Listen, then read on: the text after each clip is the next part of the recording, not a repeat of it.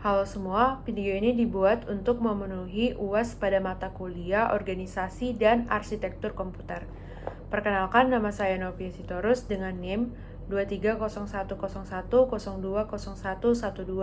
dengan kelas SI 204 dengan program studi PJJ Sistem Informasi Universitas Siber Asia. Video vlog ini akan menjelaskan tentang sistem bus dalam komputer. Untuk itu, saya akan membaginya ke dalam beberapa pertanyaan. Pertanyaan pertama, jelaskan pengertian bus. Bus adalah sarana pengangkut atau saluran yang terdapat di dalam suatu mikroprosesor atau CPU yang menghubungkan antara mikroprosesor tersebut dengan dunia luar. Melalui sarana bus inilah, mikroprosesor tersebut mampu menerima data atau mengirimkan data hasil pengolahannya keluar sistem mikroprosesor dan mampu untuk menghubungi peralatan-peralatan pendukungnya. Pertanyaan kedua, jelaskan 3 bagian fungsi saluran bus. Secara umum, fungsi saluran bus dikategorikan ke dalam 3 bagian, yaitu saluran data, saluran alamat, saluran kontrol. Seperti pada gambar berikut ini. Yang pertama adalah saluran data atau data bus. Adalah lintasan bagi perpindahan data antar modul. Secara kolektif, lintasan ini disebut sebagai bus data. Umumnya, jumlah saluran terkait dengan panjang word, misalnya 8, 16, 32 saluran dengan tujuan agar mentransfer word dalam sekali waktu. Jumlah saluran dalam bus dikatakan lebar bus dengan satuan bit, misalnya lebar bus 16 bit. Yang kedua, saluran alamat atau address bus. Digunakan untuk menspesifikasi sumber dan tujuan data pada bus data. Saluran ini digunakan untuk mengirimkan alamat Word pada memori yang akan diakses CPU. Juga digunakan untuk saluran alamat perangkat modul komputer pada CPU mengakses suatu modul. Perlu diketahui, semua peralatan yang terhubung dengan sistem komputer agar dapat diakses harus memiliki alamat. Semisalnya mengakses port I/O, maka port I/O harus memiliki alamat hardware-nya.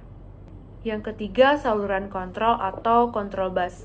Digunakan untuk mengontrol bus data, bus alamat, dan seluruh modul yang ada. Karena bus data dan bus alamat digunakan oleh semua komponen, maka diperlukan suatu mekanisme kerja yang dikontrol melalui bus kontrol ini. Sinyal-sinyal kontrol terdiri atas sinyal pewaktuan dan sinyal-sinyal perintah. Sinyal pewaktuan menandakan validitas data dan alamat, sedangkan sinyal perintah berfungsi untuk membentuk suatu operasi. Secara umum, saluran kontrol meliputi yang pertama, memory write, memerintahkan data pada bus akan dituliskan ke dalam lokasi alamat. Yang kedua, memory read, memerintahkan data dari lokasi alamat yang ditempatkan pada bus data. Yang ketiga, I/O write, memerintahkan data pada bus dikirim ke lokasi port I/O. Yang keempat, I/O read, memerintahkan data dari port I/O ditempatkan pada bus data. Yang kelima, transfer ACK, menunjukkan data telah diterima dari bus atau data telah ditempatkan pada bus. Yang keenam, bus request, menunjukkan bahwa modul memerlukan kontrol bus. Yang ketujuh, bus grant, menunjukkan modul yang melakukan request telah diberi hak mengontrol bus. Yang kedelapan, interrupt request, menandakan adanya penanggulangan interupsi dari modul. Yang kesembilan, interrupt ACK, menunjukkan penangguhan interupsi telah diketahui CPU.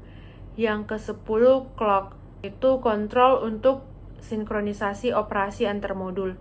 Yang ke-11, reset, digunakan untuk menginisialisasi seluruh modul. Pertanyaan ketiga, jelaskan mengenai struktur interkoneksi dalam komputer. Komputer tersusun atas komponen-komponen atau modul-modul CPU, memori, dan I/O yang saling berkomunikasi. Kumpulan lintasan-lintasan yang saling menghubungkan berbagai modul-modul tersebut dikenal dengan nama struktur interkoneksi. Rancangan struktur interkoneksi sangat bergantung pada jenis dan karakteristik pertukaran datanya. Berikut adalah 3 jenis interkoneksi dalam komputer yang menyajikan jenis pertukaran data yang diperlukan oleh modul-modul penyusun komputer. Yang pertama, memori. Berikut adalah gambar dari memory interconnection, di mana memori umumnya terdiri atas N word memori dengan panjang yang sama. Masing-masing word diberi alamat numerik yang unik, yaitu 0, 1, 2, sampai ke n-1. Word dapat dibaca maupun ditulis pada memori dengan kontrol read dan write. Lokasi bagi operasi dispesifikasikan oleh sebuah alamat. Yang kedua adalah modul I/O. Berikut adalah gambar dari I/O interconnection. Nah, operasi modul I/O adalah pertukaran data dari dan ke dalam komputer. Berdasarkan pandangan internal, modul I/O dipandang sebagai sebuah memori dengan operasi pembacaan dan penulisan. Seperti telah dijelaskan sebelumnya bahwa modul I/O dapat mengontrol lebih dari sebuah perangkat periferal. Modul I/O juga dapat mengirimkan sinyal interrupt. Yang ketiga adalah CPU. Berikut adalah gambar dari CPU interconnection. CPU berfungsi sebagai pusat pengolahan dan eksekusi data berdasarkan rutin-rutin program yang diberikan kepadanya. CPU mengendalikan seluruh sistem komputer sehingga sebagai konsekuensinya memiliki koneksi ke seluruh modul-modul yang menjadi bagian dari sistem komputer. Dari jenis pertukaran data yang diperlukan oleh modul-modul komputer, maka struktur interkoneksi harus mendukung perpindahan data berikut. Yang pertama, memori ke CPU. CPU melakukan pembacaan data maupun instruksi dari memori. Yang kedua, CPU ke memori. CPU melakukan penyimpanan atau penulisan data ke memori. Yang ketiga, I/O ke CPU. CPU membaca data dari periferal melalui modul I/O. Yang keempat, CPU ke I/O, yaitu CPU mengirimkan data ke perangkat periferal melalui modul I/O. Yang kelima, I/O ke memori atau dari memori digunakan pada sistem DMA. Pertanyaan keempat, jelaskan tentang hierarki multiple bus. Bila terlalu banyak modul atau perangkat dihubungkan pada bus, maka akan terjadi penurunan kinerja yang disebabkan oleh yang pertama, semakin besar delay propagasi untuk mengkoordinasi penggunaan bus. Yang kedua, antrian penggunaan bus semakin panjang. Yang ketiga, dimungkinkan habisnya kapasitas transfer bus sehingga memperlambat data. Maka dari itu, antisipasi dan solusi persoalan tersebut adalah penggunaan bus jamak yang hierarkis. Modul-modul diklasifikasikan berdasarkan kebutuhan terhadap lebar dan kecepatan bus. Bus biasanya terdiri atas bus lokal, bus sistem, dan bus ekspansi. Berikut adalah hierarki penggunaan bus jamak, yaitu arsitektur bus jamak tradisional dan arsitektur bus jamak kinerja tinggi. Berikut adalah gambarnya. Terlihat pada kedua gambar prosesor, cache memori, dan memori utama terletak pada bus tersendiri pada level tertinggi. Karena modul-modul tersebut memiliki karakteristik pertukaran data yang tinggi. Pada arsitektur kinerja yang tinggi, modul-modul I/O diklasifikasikan menjadi dua, yaitu yang memerlukan transfer data berkecepatan tinggi dan berkecepatan rendah. Modul dengan transfer data berkecepatan tinggi disambungkan dengan bus berkecepatan tinggi pula. Sedangkan modul yang tidak memerlukan transfer data cepat disambungkan pada bus ekspansi. Keuntungan hierarki bus jamak kinerja tinggi pada gambar tersebut adalah bus berkecepatan tinggi lebih terintegrasi dengan prosesor.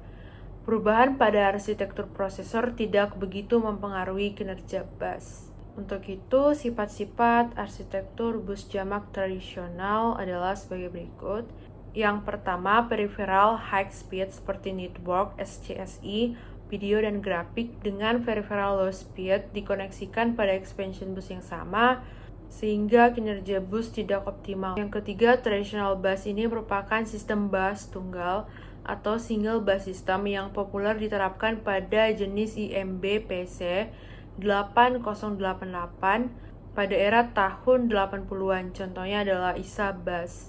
Nah, sifat-sifat dari arsitektur bus jamak kinerja tinggi adalah yang pertama high speed bus, yaitu bus berkecepatan tinggi untuk koneksi peripheral berkecepatan tinggi, yaitu video, grafik, network, dan SCSI. Yang kedua, expansion bus, yaitu bus berkecepatan rendah untuk koneksi peripheral berkecepatan rendah seperti modem, fax, serial. Yang ketiga, beban sistem bus menjadi lebih ringan sehingga kinerja menjadi lebih cepat. Yang keempat, high-speed bus merupakan jenis bus ganda atau multibus. Contohnya adalah PCI bus. Pertanyaan kelima adalah jelaskan tentang elemen-elemen pada sistem perancangan bus. Yang pertama, jenis bus ya, terdiri dari dedicated dan multiplex, di mana dedicated memiliki sifat-sifat, data bus dan address bus memiliki jalur terpisah, lalu rancangan lebih mahal, kemudian kecepatan transfer data lebih tinggi. Sedangkan pada multiplex sifat-sifatnya adalah jalur data dan address dijadikan satu, kemudian rancangan lebih murah, selanjutnya kecepatan transfer data lebih lambat. Yang kedua, metode arbitrasi, terdiri dari metode tersentral dan metode terdistribusi. Pada metode tersentral diperlukan pengontrol bus sentral atau arbiter yang bertugas mengatur penggunaan bus oleh modul. Arbiter bisa suatu modul atau bagian fungsi CPU. Pada metode terdistribusi, setiap modul memiliki logika pengontrol akses atau akses control logic yang berfungsi mengatur pertukaran data melalui bus. Yang ketiga, timing, terdiri dari sinkronus dan asinkronus. Pada sinkronus, metode pewaktuan terjadinya event pada bus ditentukan oleh sebuah pewaktu atau clock. Sedangkan pada asinkronus, metode pewaktuan memungkinkan kerja modul yang tidak serempak kecepatannya. Yang keempat, lebar bus. Lebar bus sangat mempengaruhi kinerja sistem komputer.